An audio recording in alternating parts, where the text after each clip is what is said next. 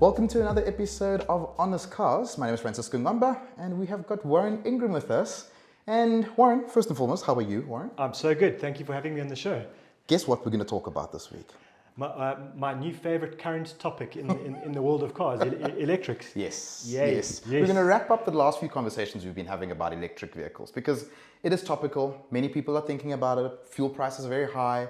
So we kind of need to help consumers make the right decisions. But I think the biggest thing that people are comparing, the two comparisons that people are doing is electric, fully electric, versus internal combustion engines, or what we like to call ICE engines. ICE baby. Yeah, exactly, ICE baby. And for me, I think the biggest issue that we have in South Africa is the fact that electric cars are just so expensive. Yeah. I mean, the cheapest electric car is around about just under 700,000 Rand.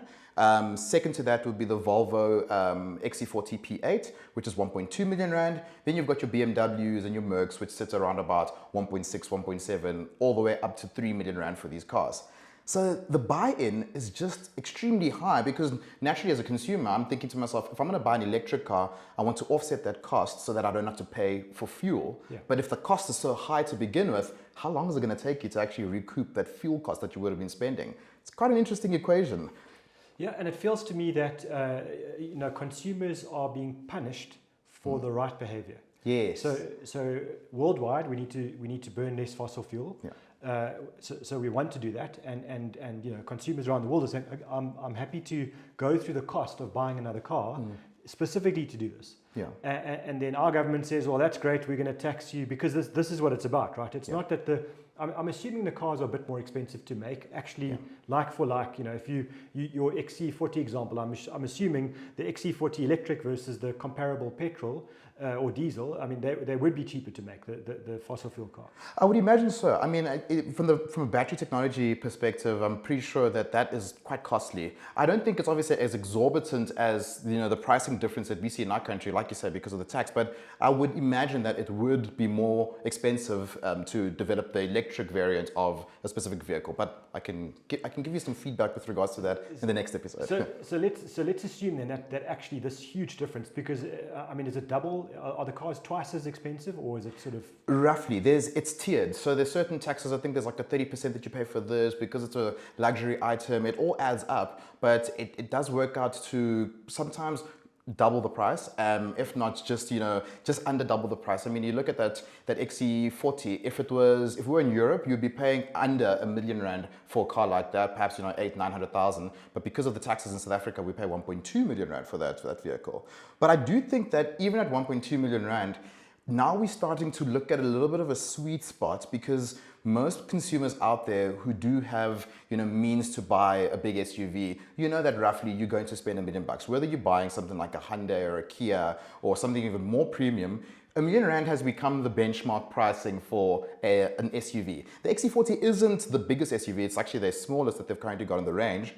But overall, I do think it's a bit more of an acceptable price at 1.2 million, as opposed to the Audi e-tron that I drove the other day, and it was 2.4 million Rand. Now it's like, come on, it's so far removed. So for the consumer out there, and let's say the broadest market, I mean, 1.2 is still a huge amount of money. 100%. And I feel so frustrated that why do we not have a 500,000 Rand electric, fully electric car? I understand we'll pay a premium, but so 1.2, I guess you're right. I mean, so the financial brain in me, as opposed to the kind of car part of me that maybe talks with my heart, but the financial brain in me says that's a lot of money to spend on 4 or 5 seats. That's the thing.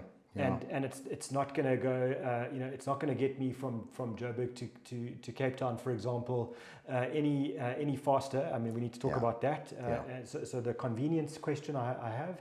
So right off the bat, having not driven the car, and I've got to be careful now, but when I'm doing my sums and I've got to go home and convince my wife I've got to spend money on a car, she's going to say to me, what? Like, can we not buy a car similar kind of value or similar offering for 800,000 Rand? Yeah. Because if we can, why are we spending 50% more for something that's not giving us 50% more benefit? That's very true. And I think where that gets tricky is that because there's lots of pressure from the manufacturers with these brands, in Europe and wherever they're built.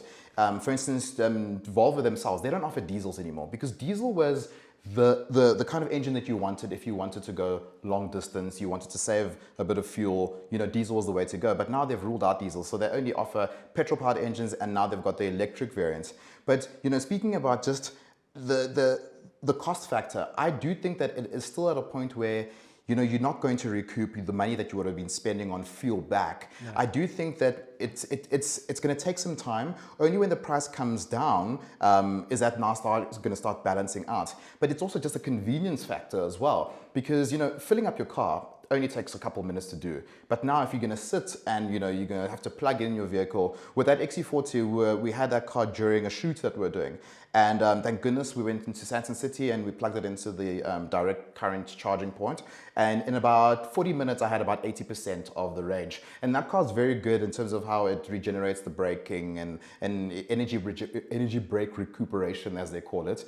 Works quite nicely, so you can hold on to your range as much as possible. But then I compare it to when I drove the Audi e-tron, and if I look at that vehicle, I don't think that car was calibrated correctly, because we plugged that vehicle in and I got home after a shoot and I thought, I'm going to plug it in, do an overnight charge like how they say you can, and it turned out that this vehicle just did not want to charge. It eventually took about 28 hours to get an extra 30-40% battery. It's crazy. So, normally if you want to get in your car, quickly go and maybe you're out of a bit of fuel, you go to a garage, you pour $200, $300. Nowadays that's not going to give you much fuel. Yeah. It's quick, it's easy, but electrification, I think at the end of the day, still you start to think about it more. You have to think, tomorrow, what route am I going? Do I have enough range? Oh, what if there's load shedding? But there's a lot. So I do think that, and most consumers don't, like you said in the previous episode, they don't like a lot of change very quickly. Yeah. So I think it's just at that point where, unless we're going to get a value proposition that comes in at the right price, before we get to that point,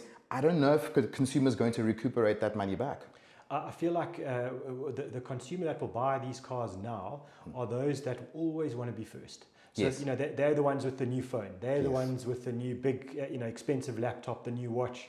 Yeah. And they'll be the ones that want to buy the car because they're one of the first. 100%. And then they, that wow factor when people are driving past, when they go and park at their friends' houses, whatever the deal is. Yeah. But if we're sitting here in honest cars saying this is a great car to buy because it's delivering good value, it's really hard to argue that right now. It's good for your psychology, it's good for your soul because you're helping to burn less fossil fuel. Yeah. But actually you're spending a lot of money that could be saved. 100%. And I mean, it is, we worked out, I read an article the other day about Motor Press, and they did a test with the Jaguar I-Pace, and they said to fill it up, that car gives you about 500 kilometers of range. It costs roughly $200 to fill it up. That's so weird, I still say fill it up, yeah. Charge it up. Yeah. But for me, yes, it's $200, but at the end of the day, you still spent 1.7 million on the car. So at the end of the day, if you're going to spend 900,000 Rand on a vehicle and save yourself a good 800,000 Rand, and obviously now if you're going to be spending a vehicle that's also spending, that costs you so much more, you're also going to be paying more in terms of, your installments amount, insurance. Yeah. There's going to be a few little hidden costs that you don't really see up front, but just little things. Obviously, if you're buying it cash, I'm sure you would probably advise a person not to do that as a financial person. But if you're financing it on the other hand, those premiums are going to be high at 1.7 million.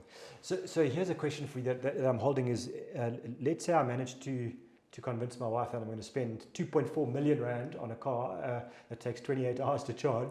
How much am I going to sell that car for secondhand relative to the comparable priced internal combustion engine? Are we...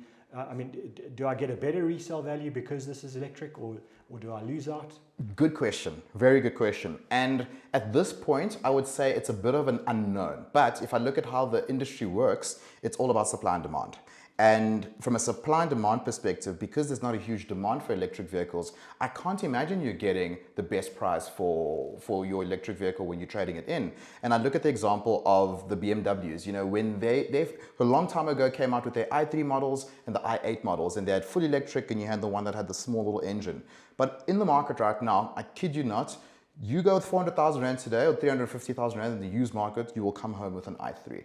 It's interesting, it's electric, it's new, but that shows you that you can, for less than a new Polo nowadays, you can buy yourself a very retro-looking BMW. Tells me that the values aren't that great because they've got nothing to benchmark it with, and there's just no market that's aching for these cars for them to drive up the prices in the used market. So you're probably still going to hurt when you sell it again.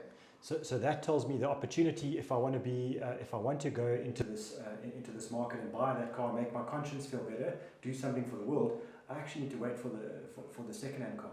100%. And maybe there we're getting the real price benefit. Yeah. Because I'm the solar guy. I've got solar on almost every part of my roof, and even the parts that they tell me not to use. Okay. And I'm thinking, maybe that I can convert my solar system to also charge my car. I need to go from direct current to alternating back to direct. I can go direct to direct. I'm hoping I'm going to talk to the brands that have built my solar system, and I can charge my car relatively quickly. In which case, I don't have to spend $200 on filling up my. That is true. It's free. Yes.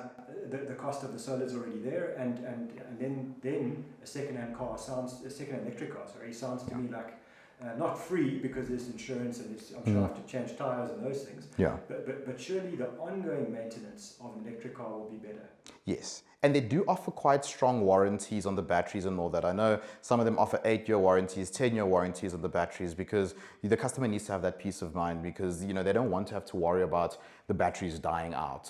But at the end of the day, like you say, your service costs are actually going to be very minimal. Changing tires here and there, there's no topping up of oil or anything like that. But I do think there is even now a gap within the market for somebody looking for an electric car to go the used car route, because you do have early adopter brands such as BMW that did have electric vehicles available. So you could probably go there and fetch yourself probably a newer i3 for probably 600,000 Rand, 700,000 Rand, and enjoy the electric lifestyle without having to pay the crazy premium for a brand new electric car. And then you play the waiting game when everybody catches up. Perhaps the e-trons and the iXs and the P8s and all that. It feels like I'm talking about cell phones, not cars. But their prices would have gone down, and then you can just benefit from that. And it just goes back to buying a new car in general, because we all know a new car, the novelty's there, it's great, but you're losing a lot of money when you drive that car off the showroom floor. Demo is always the better buy, in my opinion, or even pre-owned, because we know that why should you have to take that knock? You don't have to take that knock. Let the dealership take that knock. And what gives me a lot of comfort there is your comment about the battery, because that was the thing that I was holding. I look at my cell phone and my watch. These things, they're great for the first year, and then all of a sudden the battery life starts to die. Yes. So if the manufacturer says we'll change your battery if it starts to die after 4 years, great. Because that's then if I'm buying the car 3 years old, there we go. I've still got at least another 5 years of life before I'm going to have to buy a battery. There we go. And I think it's going to open up a whole new world of after sales, because now you've got these after sales business that offer extended warranties on vehicle parts. I'm sure at some point you're going to get to after sales business that's going to do extended warranties on batteries, because the more this technology becomes available, I think the more it's going to become very interesting in the car scene in South Africa as a whole. And I'm just, as you were talking now, I just have this image of, I go into my local mall and there's a little kiosk in the middle of the mall where they offer to change your battery and your cell phone. I'm going to go there now and say, look, can you just come up and change the battery of my car? And I'm pretty sure that at the right time in life, someone will say, oh, where's your park? Let's go do it. Let's go.